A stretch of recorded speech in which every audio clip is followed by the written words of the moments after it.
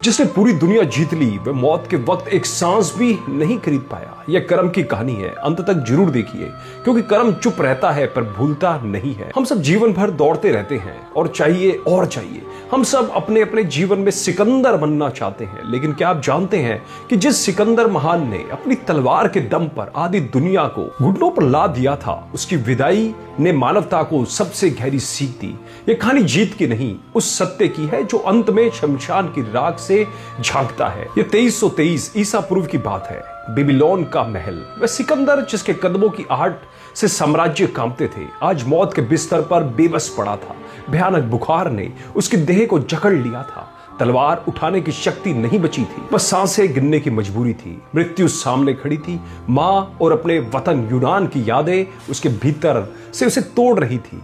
उसने अपने श्रेष्ठ हकीमों को बुलाया और कहा, मेरे पास अपार दौलत है, मेरा आधा राज्य ले लो, बस मुझे ठीक कर दो ताकि मैं अपनी माँ को एक बार देख सकूं।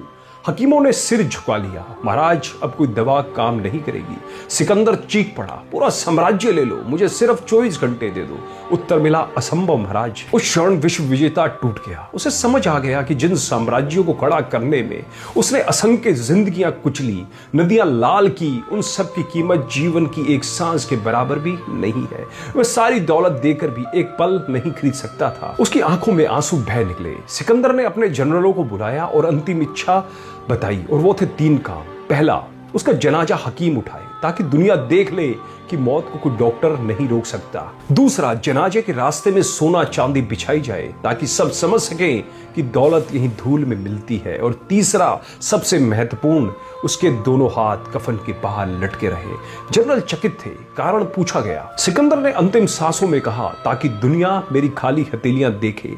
जिसने सब कुछ जीता वह जाते समय खाली हाथ है। मैं खाली हाथ आया था, खाली हाथ ही जा रहा हूं। दोस्तों, वह खाली हथेलियां आज भी प्रश्न करती है, हम किसके लिए लड़ रहे हैं, किसके लिए बेईमानी कर रहे हैं। सिकंदर ने मरते मरते जीवन का सबसे बड़ा गणित हम सबको सिखाया है।